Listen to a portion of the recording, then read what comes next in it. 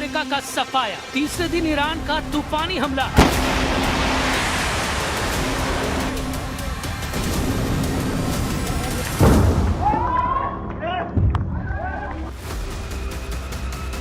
Middle east की जंग, अमेरिकी पकड़ कितनी मजबूत।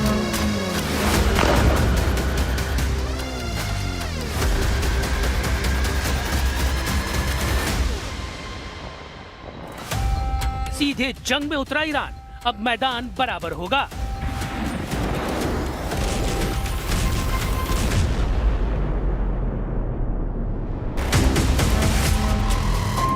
मिडिल ईस्ट के आसमान अब बादलों से नहीं, मिसाइलों की लकीरों से भरने लगे हैं। क्या खमनेई की मौत का हिसाब ईरान अमेरिका को खाड़ी से बाहर करके लेगा?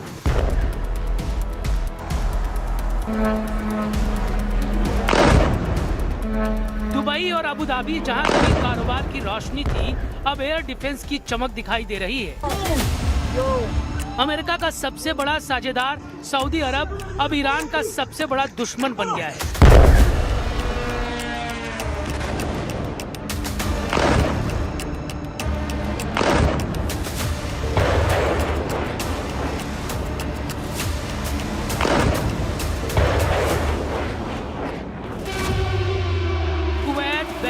कतर, जहां अमेरिकी कमांडरों की गश्त थी, वहां हर मिसाइलों पर वॉशिंगटन के नाम एक खुली चेतावनी है। ओमान, जो अक्सर जंग को शांत करने में यकीन रखता था, वो भी जंग की लपटों से धधक रहा है। ईरान, जहां से अमेरिका की लंबी जंग शुरू हुई थी, अब वही जमीन नए टकराव का बैटल ग्राउंड बनती दिख रही है। सबसे बड़ा सवाल है, क्या ईरान सिर्फ जवाबी हमला कर रहा है या मध्य पूर्व के नक्शे को नए सिरे से खींचने की शुरुआत कर रहा है?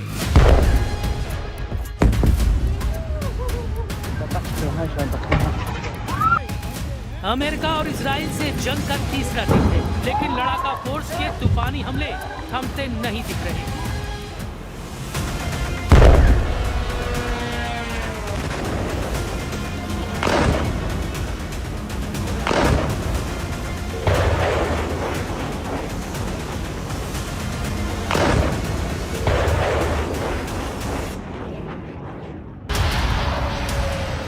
तीसरे दिन ईरान का निशाना बना सऊदी अरब का रास तनूरा तेल परिसर।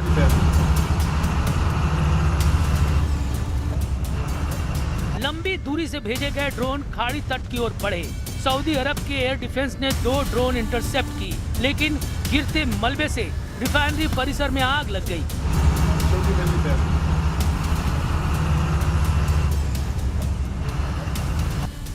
सऊदी अरामको का ये कॉम्प्लेक्स मिडिल ईस्ट की सबसे बड़ी रिफाइनरियों में से एक है, जिसकी क्षमता प्रतिदिन करीब 5.5 लाख बैरल की है और ये कच्चे तेल का प्रमुख निर्यात टर्मिनल है।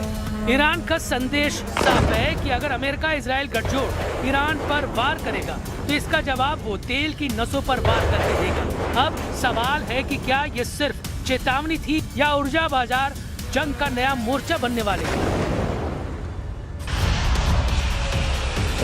ईरान से उठी चिंगारी ने कतर को भी झकझोर दिया। कतर सरकार ने दावा किया है कि ईरान ने दोहा के ऊपर 65 बैलिस्टिक मिसाइलों और 12 ड्रोन से हमला किया। हालांकि कतर की एयर डिफेंस ने ज्यादातर हमलों को हवा में नाकाम कर दिया, लेकिन मिसाइलों के मलबे में कई लोग घायल हो गए और इलाके में अफरा तफरी मच गई। यह हमला कतर पर सिर्फ मिसाइल अटैक नहीं था, बल्कि टारगेट पर थे अमेरिकी ठिकाने, जहां अमेरिका का मध्य पूर्व ऑपरेशन चलता है, और इसकी वजह से कतर का एयरपोर्ट भी निशाने पर आ गया, जिसके बाद एयर ट्रैफिक रुक गया और हवाई सेवा बाधित हो गई। एक्सपर्ट्स का मानना है कि यह हमला अमेरिका और इजराइल के हमलों के जवाब में खाड़ी देशों पर दबाव बनाने का है।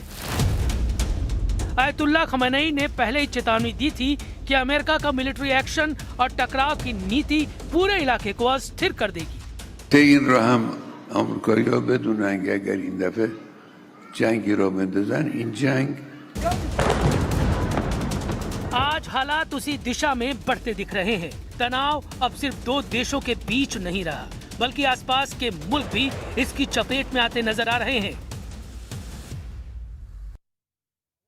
देखिए, जंग की चपेट में सारे खाड़ी देश इस वक्त हैं और जितनी तबाही ईरान इजरायल में नजर आ रही है उसकी झलक ये मुल्क भी देख रहे हैं। सऊदी अरब में यूएस के दूतावास पर ड्रोन हमले हो रहे हैं। रियाद से इसकी तस्वीरें सामने आई, लेकिन सबसे बड़ी मार सऊदी की तेल रिफाइनरी पर हुआ अटैक है, क्योंकि इसका असर पूरी दुनिया महसूस करेगी। बहरीन में अमेरिका के 5th फ्लीट बेस के पास हमले की तस्वीर दुनिया देख चुकी है और साथ में रिहायशी इलाकों से भी लपटें उठ रही हैं। ओमान भी ईरान के टारगेट पर है। समंदर में तेल टैंकर पर लगातार मिसाइलें दागी जा रही हैं, जिसकी वजह से दुनिया भर में तेल सप्लाई पर बुरा असर दिखने लगा है और कच्चे तेल के दाम आसमान छूने लगे हैं।